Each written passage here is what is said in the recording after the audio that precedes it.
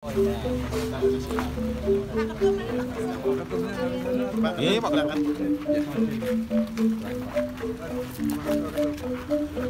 Ya. Karena buat Caranya juga pola tanam dan lain hal.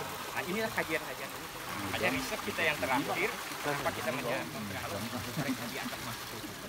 Iya. Bagaimana kerjasamanya, dan yang menarik adalah bahwa menyentuhnya beberapa hal.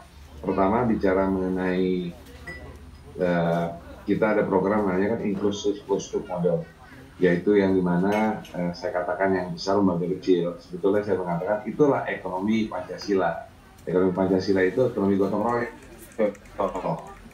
Ekonomi gotong royong itu yang besar, bantu inclusive closed loop model itu pendampingan UMKM melekat. Itu 3M, Mbak. Mentoring, access to market, sama permodalan. 3 ataupun money. Nah, kalau ada ini bisa nanti dipikirkan adalah bagaimana mereka mentornya, proses yang terbaik bagaimana.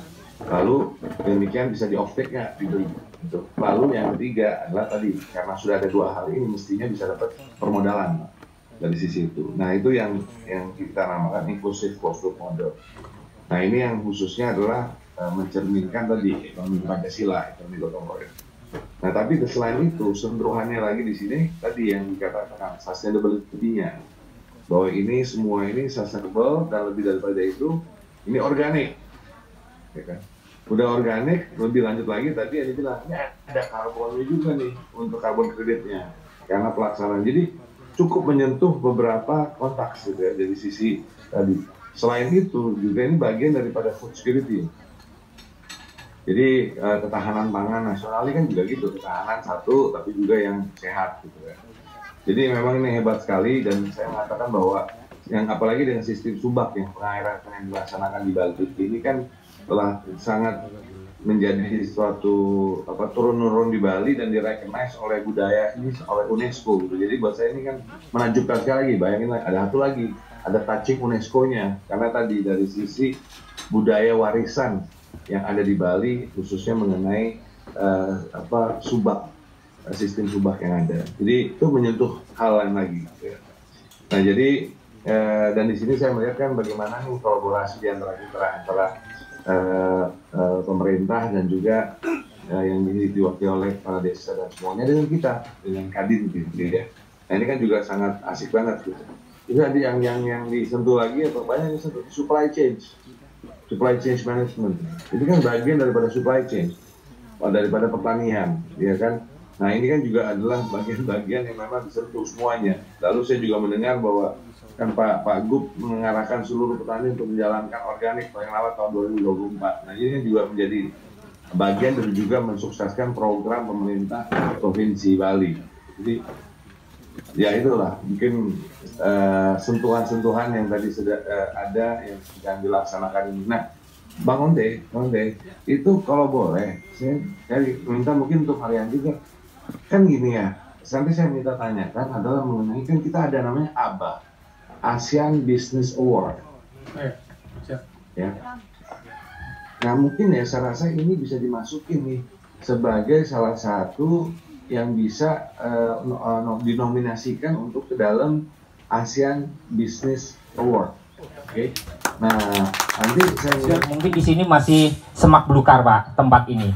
Demplot Kadin ini percontohan ini dampak positif dari pendampingan spontanitas di sini juga masyarakat di sini bagaimana kita turun di lapangan Pak dengan tata cara kita sendiri.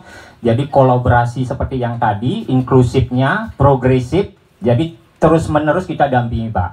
Jadi ada beberapa hal yang memang kita terapkan di sini menetapkan tetap bekerja sama berkolaborasi dengan subak dan kelompok tani melalui Bapak Mekel kalau di sini namanya Pak Kepala Desa Perbekel.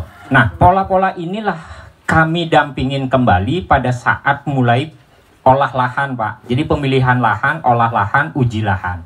Baru kita dampingi pada saat pemilihan bibit. Karena masih banyak petani tidak memahami bibit unggulan atau bibit bersertifikasi.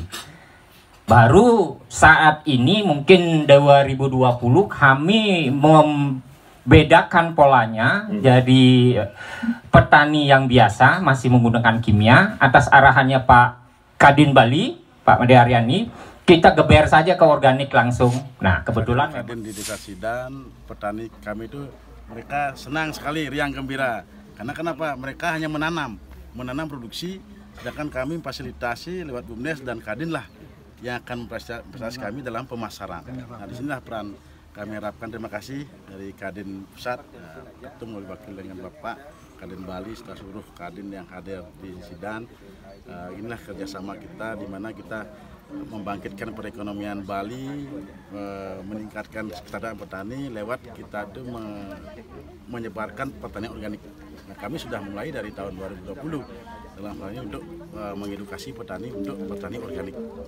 Kita juga sebagai desa pelopor, sebagai percontohan dari kabupaten maupun provinsi di Bali. Kalau PPDS kami dari ketahanan pangan itu 20%. Dari 20% dari dana desa kita pakai untuk ketahanan pangan, merubah pola pertanian kimia menjadi organik dari tahun 2021. Saya kira gini, kita Kadin ini kan statusnya selalu mendukung pemerintah ya. Pak Jokowi selalu bilang sedapat mungkin lahan pangan jangan dialihfungsikan ya. Tapi saya kira tentu ada pertimbangan-pertimbangan, kan negara ini punya RT RW, dan mungkin kalau RT RW-nya memang untuk industri lain ya mungkin itu sudah melalui pertimbangan. Jadi Kadin selalu posisinya kita mendukung atau memperkuat kebijakan pemerintah Indonesia. Biasa Mas. Saya kira tadi saya bilang bukan hanya mungkin Kadin yang mau belajar, tapi kita ingin mungkin se-Indonesia belajar ke sini. Ini luar biasa. Kita ingin ada program ya, close loop ya, bagaimana UMKM dengan pengusaha-pengusaha lain kerjasama close loop. Jadi satu jaringan, petani nanam, Kadinnya nanti bantu misalnya tadi marketing, teknologi dan lain-lain, kemitraan bisa kita bantu. Di beberapa tempat juga ada Mas. Jadi misalnya di Boyolali sekarang Kadin lagi bangun embung. Karena rakyat itu sudah dapat perhutanan sosial. Nah tapi tanahnya tandus. Jadi Kadin Jawa Tengah dan Kadin Indonesia bangun embung untuk mengairi lahan ini. Dan kemudian hasilnya nanti diambil oleh anggota Kadin yang ada di Jawa Tengah. Jadi seperti itu, jadi close loop, kerjasama seperti tadi. Petani kerja apa? Petani kan sudah punya lahan, punya tenaga ya. Pak Kades bantu dengan dana desa, bangun jalan seperti ini. Nah nanti bisnisnya masuk di mana? Bisnisnya tadi saya dengar memfasilitasi marketing misalnya, ada aplikasi yang lagi dibangun, kayak gitu-gitu. Itu kolaborasi yang saya kira. Kita di mana tempatnya kemarin? Close loop? Close loop di banyak tempat. Jadi ini program yang saya membantu menambahkan. Jadi program yang dibuat oleh Kadin adalah hari ini adalah program Kadin Impact Award. Kadin Impact Award itu adalah memberikan award, memberikan penghargaan kepada Kadin yang mempunyai program-program yang unik dan langsung mengena ke masyarakat. Salah satu yang didaftarkan di sini oleh Pak Ketum Aryandi ini adalah program kategori sustainability, keberlanjutan. Itu tadi disampaikan oleh Pak Onte, bagaimana Kadin hadir di sini memberikan mendorong menjadi motor penggerak ya, yang tadinya sudah punya kearifan lokal, petani-petaninya sudah bagus memproduksi, sudah nggak perlu diajarin, tapi ditambah, ditarik, dimotivasi sedemikian rupa sampai nanti ke hilir ya Pak ya, sampai ke hilir pasarnya, sehingga itu yang disebut oleh ketum kita adalah inilah sebenarnya ekonomi Pancasila. Jadi kalau di mana sudah ada hampir semua daerah itu sekarang sedang berlomba-lomba untuk menyampaikan program-program yang terbaiknya. Dan menurut kami untuk sustainability ini memang kapan Pak? Salah satu yang lainnya kan masih kami tabungkan. Tahun depan masih rahasia. Targetnya tahun depan setiap mengikuti harus nominasi 3 besar. Iya. Kadin Bali tidak mau diberikan privilege. Pokoknya 3 besar kan harus 1, 2, 3. Kadin Bali mau mengalah, nggak usah ada nomor 3, nggak usah ada dapat nomor 2, yang sisanya. Jadi tahun ini baru Sidan yang ke depan ini akan menjadi proyek percontohan. Kenapa kami hadirkan banyak ketua-ketua Kadin kabupaten kota hadir di sini? Saya menargetkan di bulan depan dan tahun depan itu sudah memulai proses pertanian berbasis kearifan lokal, memakai pemupukan organik, tetapi tidak melupakan bagaimana warisan adiluhung yang diwariskan oleh leluhur kita di Bali dalam hal ini sistem manajemen subak itu kita harus pertahankan, berkolaborasi dengan kemajuan dan manajemen modern ke depan bisa digitalisasi seperti itu. Itu aja. Itulah konsep bagaimana kita mempersiapkan off-taker di Kadin itu banyak. WKU-nya ada WKU bidang pariwisata dan PHRI itu di bawah ikut dalam Kadin, Asita juga ada di bawah Kadin. Jadi artinya begini, komunikasi kami dengan seluruh pelaku-pelaku usaha di Bali, mengingat Bali itu adalah core bisnis pariwisata dan restoran dan pariwisata, itu komunikasinya sedang kita membangun dan kita membuat standarisasi kalau untuk bintang 5 yang berbasis lokal tapi berstandar internasional. Itu dia. Dan tidak lupa prosesnya itu adalah green. Dengan itu yang kita akan upayakan ini menjadi sertifikasi bahwa green product ini akan bisa kami fasilitasi. Mungkin pelaku CSR negara usaha-usaha besar ini menjadi perhatian, menjembatani masuk ke dalam hal ini.